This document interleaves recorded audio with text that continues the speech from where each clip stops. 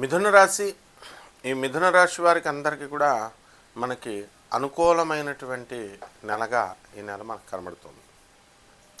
కాబట్టి మిథున రాశి వారికి అందరూ కూడా విదేశాలకు వెళ్ళడం, వీళ్ళు అనుకున్న పనులన్నీ కూడా అనుకున్నట్టు సాధించుకోవడం జరుగుతుంది.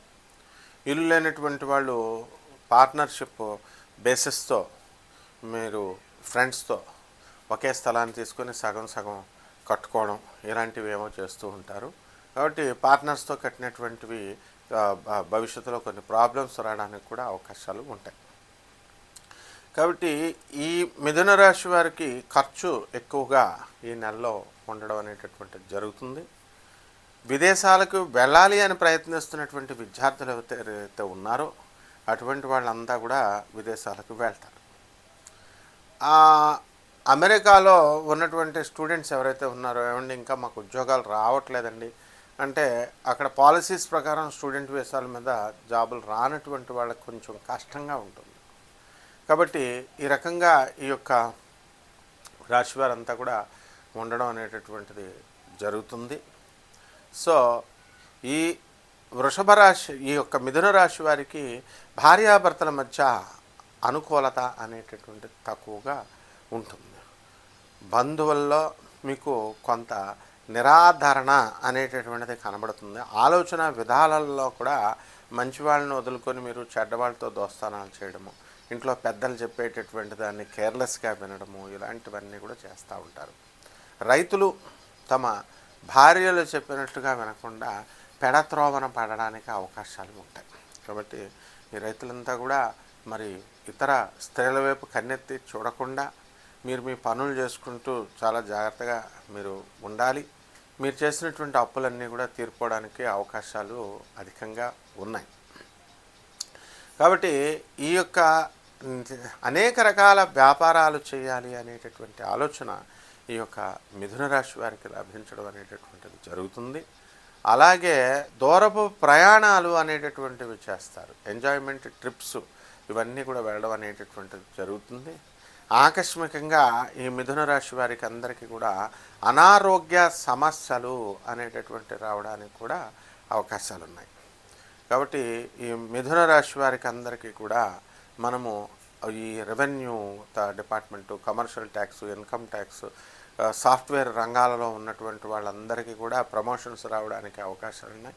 అదనపు ఆదాయాలు రావడానికి అవకాశాలు ఉన్నాయి. మీ ఇన్వెస్ట్మెంట్స్ అన్నీ కూడా మ్యూచువల్ ఈ యొక్క ఫండ్స్ తీసుకొని బ్యాంకుల్లో పెట్టుకుంటున్నారు. స్టాక్ ఎక్స్చేంజ్ల్లో అవన్నీ కూడా చేసుకోవడం అనేటటువంటివి జరుగుతున్నాయి. కాస్త జాగ్రత్తతో మీరు చేసుకోండి. ఈ విధంగా మేము ఈ యొక్క షేర్స్ని మనం ఎంకరేజ్ చేయము. ఇలాంటి షేర్స్ కమోడిటీస్ పైన ఆడ్డాలు లాటరీలని అయినప్పటికీ కూడా మీ ప్రయత్నాలు మీరు చేసుకోండి. ఇకపోతే ఈ యొక్క ఈ బంగారం మీద ఇన్వెస్ట్మెంట్ చేస్తే బాగా పెరిగిపోతుందండి, లేకపోతే ల్యాండ్స్ మీద ఇన్వెస్ట్మెంట్ చేస్తే బాగా పెరిగిపోతుంది అనేటటువంటి అపోహ అనేటటువంటి చాలామందిలో వచ్చింది ఈ మధ్యకాలంలో. సో పబ్లిక్ మీడియాలో కూడా సోషల్ మీడియాలో బంగారం కొంటే బాగా పెరిగిపోతుందండి అనే ధోరణితో కొంటున్నారు. దీనివల్ల అనేకమైనటువంటి అనర్థాలు కూడా ఉన్నాయి. అనేకమైనటువంటి దొంగతనాలు, ఇన్కమ్ ట్యాక్స్ రైడింగ్లు ఇలాంటివి కూడా జరగడానికి అవకాశాలు ఉన్నాయి. కాబట్టి ఇవన్నీ కూడా మీరు దృష్టిలో పెట్టుకోవాలి. యాప్స్ కూడా చాలా వచ్చినాయి. అండ్ బంగారం మెరుగు పెడతామండి, బంగారం డబల్ చేస్తామంటూ స్వామీజీలు, దొంగ సాధువులు ఇలాంటి రావడం, దొంగ బాబాలు దీనికి గురవడానికి ఇలాంటి వాటికి కూడా చాలా అవకాశాలు ఉంటాయి. కాబట్టి ఈ యొక్క మిథున రాశి వారి కూడా అందరూ కూడా పరిహారాల కోసం మీరు ఏం చేయాలండి అని అంటే మనకి గురుబలం ఇప్పుడు మనకి ఈ యొక్క నవంబర్ నెలలో చాలా అధికంగా ఉంది. అయితే శని వక్రించి మీనరాశిలో ఉన్నాడు కాబట్టి శని జపం చేసుకోండి, శని స్తోత్రాలు చదవండి. శనికి కిలోంపావు నల్ల నువ్వుల్ని, నల్లని వస్త్రాన్ని ఇచ్చి పేద బ్రాహ్మణులకి శనివారం నాడు ఉదయం 8 గంటలకి దానం చేసుకోండి. దశమహావిద్యల్లో ఒకటైనటువంటి తారా అమ్మవారి యొక్క హోమాన్ని మీ ఇళ్లలో జరిపించుకోవాలి. తారమంత్రాన్ని తీసుకొని అనుష్ఠానం చేసుకోవాలి. అండ్ మాకు ఆ గురువు గారు ఇచ్చారంటే ఏ గురువు గారు ఇచ్చారండి అని మధ్యలో వదిలేస్తున్నారు. మీరు అలా వదలకుండా మళ్ళీ ఫ్రెష్గా మీరు ఎవరికైతే మంత్రాలు కావాలో అనుష్ఠానం చేసుకునేటటువంటి వాళ్ళు, నిజమైనటువంటి వాళ్ళు మమ్మల్ని సంప్రదించవచ్చు. అలాగే గోచార రీత్యా ఇవన్నీ కూడా మేము చెప్పడం జరిగింది. ఈ రాశి ఫలాలు అనేటటువంటివి పర్సనల్గా మీరు జాతకాల్లో మీరు తెలుసుకోవాలి అని అనుకున్నప్పుడు మీ జీవితంలో జరిగేటటువంటి విశేషాలని మీకు మీకు ఎప్పుడు పెళ్ళి అవుతుంది, ఎప్పుడు విడాకులు అవుతాయి, ఎప్పుడు భార్యాభర్తల మధ్య అనుకూలత అనేటటువంటిది సిద్ధిస్తుంది, విదేశాలకు మేము ఎప్పుడు వెళ్తాము, చదువులు మేము ఎప్పుడు మాకు మంచి మార్కులు వస్తాయి, అలాగే ఇల్లులు ఎప్పుడు కొంటాము, ఇలా వ్యక్తిగతమైనటువంటి జాతకాలు. దీనికోసం మమ్మల్ని సంప్రదించండి. ఇప్పుడు జాతకంలో ఏంటంటే నాకు సందేహం ఉందండి అని అడుగుతారు. ఆ సందేహం చెప్పడమే అంటే నేను ఇల్లు కొనొచ్చా కొనకూడదా అని అడుగుతారమ్మా. దీనికి ఏమండి ఎంత ఫీజా అండి అని అంటారు. మేము కమర్షియల్ కాదు కదా, మేము ఉన్నంతలో ఛానల్స్ నడవాలి, పిఎల్ జీతాలు అవి వెళ్ళాలి. ఇది దీనికోసం ఛార్జ్ చేస్తారు మా పిఎల్. దానికి కూడా మీరు తీసుకొని ఏమండి మేము ఒకటేనండి ఒకసారి మాట్లాడతామండి గురుగారితో అంటే ఎవరు చేస్తారమ్మా? మీకు బయట 25,000 50,000 ఇచ్చేవాళ్ళకి ఇస్తారు. వాళ్ళు చదువు సంజ రాని వాళ్ళు అంటారు. ప్రొఫెసర్ నేను ఒక అధర్వణ వేద పండితుడిని. సిస్టమేటిక్గా మనం అష్టాదశ శక్తి పీఠాలు ద్వాదశ జ్యోతిర్లింగాల్లో మా గురువులతో పాటు సిస్టమేటిక్గా పెరిగిన వాళ్ళం, పూజలు చేసేవాళ్ళం ఇప్పుడు కూడా.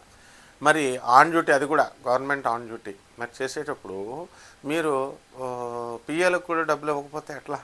కాబట్టి ఆ సలహా గురువు అంటే ఏంటి? ఇల్లు కట్టచ్చా కట్టకూడదండి. కట్టకూడదు అన్నాం అనుకో మానేసేయాలి. ఆ ఒక్క సలహాగా అనిపిస్తుంది. మీరు జీతాలు తీసుకోవట్లేదా ఉద్యోగాల్లో? తర్వాత మీ పిల్లలకి మీకు జీతాలు ఇవ్వకుండా వాళ్ళు ఫ్రీగా చేయించుకుంటే సరిపోద్దా? ఇలా అన్నీ ఉంటాయన్నమాట. కాబట్టి వీటిలన్నింటినీ మీరు సదుద్దేశంతో అర్థం చేసుకొని మీరు మీ భవిష్యత్తు మార్చుకోవడం కోసం ఒక రాస్కెల్ నన్ను అడుగుతాడు, మీరు జాతకం ఏది వాడు రాత్రి 10:53కి తాగుతూ ఫోన్ చేసి అసలు మా నెంబర్లు ఎందుకు పెడతామమ్మా? మా నుంచి మీరు అపాయింట్మెంట్ తీసుకొని మీ జాతకాల్లో కష్టాలని వాటిని దాటి మీరు బయటికి రావడానికి. అందుకని మాకు సలహాలు ఇవ్వడానికి, లేకపోతే ఇలాగా అన్నారు అలాగన్నారు, నువ్వేమైనా ప్రొఫెసర్వా, నువ్వేమైనా అధర్వణ మీద పండితుడివా, పోలీస్ కంప్లైంట్ పెట్టేసి లోన్ తోసేస్తానంటే అప్పుడు వెళ్ళిపోయాడు. 10:53కి అది అర్ధరాత్రి అని వాగుతున్నాడు.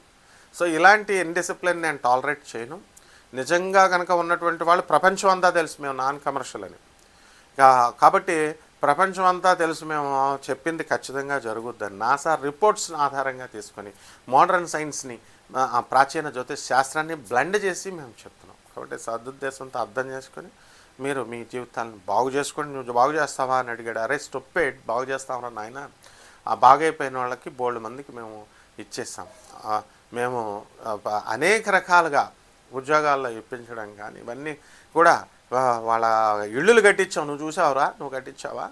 So only the guidance is enough. And డెఫినెట్గా ఎవరైనా భార్యాభర్తలు కొట్టుకుంటే నువ్వు వెళ్తావు పోలీస్ స్టేషన్కి? మేము వెళ్ళాం, కమిషనర్లను కలిసాం, డీసీపీలను కలిసాం, సిఐల్ని నిలదీశాం. ఇవన్నీ మొత్తం టోటల్ వరల్డ్లో ఉన్న తెలుగు రాష్ట్రాల్లో ఉన్న పోలీస్ ఆఫీసర్స్ అందరికీ తెలుసు నేను ఎవరు.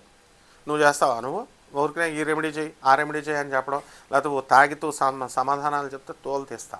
కాబట్టి ఈ రకంగా మీరంతా కూడా మంచిగా చేసుకోండి. బ్రహ్మాండంగా ఉంటుంది. శుభమస్తు.